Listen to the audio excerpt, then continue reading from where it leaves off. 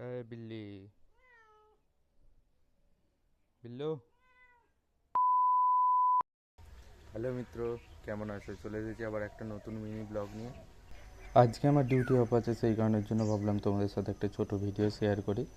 এখন আমি যাব মায়াপুর চুল দাড়িটা কাটতে। ভিডিওটা পুরোটা দেখবে, শেষে একটা সারপ্রাইজ আছে। তো আমি এখন রেডি হয়ে বেরোবো।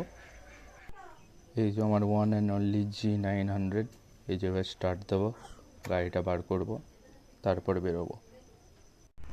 10 বছর পর আমাদের গ্রামের রাস্তা বাগানোর কাজ শুরু হয়েছে। যে অবস্থা হয়ে রয়েছিল, বলছে তো ঢালাই না হলে পিচের রাস্তা হবে। যাই হোক, ভালোভাবে হওয়া নিয়ে দরকার, যাই হোক হলেই ভালো।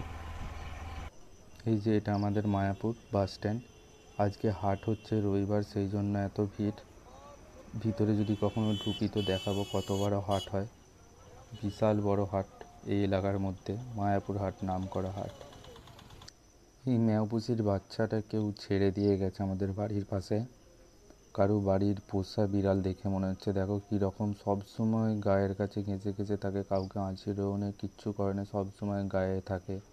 দেখো কীরকম করছে, ডাকলে চলে আসছে, খাবার দিয়ে খায়। কিন্তু অ্যাকচুয়ালি সমস্যা হচ্ছে আমাদের বাড়িতে বিড়াল কুকুর এইসব পছন্দ করে না, তারপর নিয়ে রাখার সমস্যা হচ্ছে।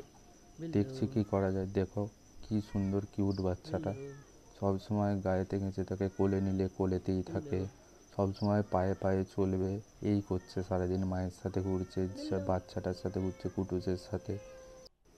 কেন ছেড়ে দিয়ে গেল কে জানে এরকম বাচ্চাটা। ওর কোথায় থাকবে না থাকবে যে বুঝতে পারছি না। কেউ যদি অ্যাডপ্ট করে তো ভালো, দেখছি, আমিও চেষ্টা করছি। চুলটা দাড়িটা কাটলাম, লাগছে না পুরো হিরো আলমের মতো? ঠিক আছে বন্ধুরা, যদি ভিডিওটা ভালো লাগে ভিডিওটা একটা লাইক করে চ্যানেলটাকে সাবস্ক্রাইব করে দিও। দেখা হচ্ছে পরের ভিডিওতে। সবাই ভালো থেকো। রাধে রাধে।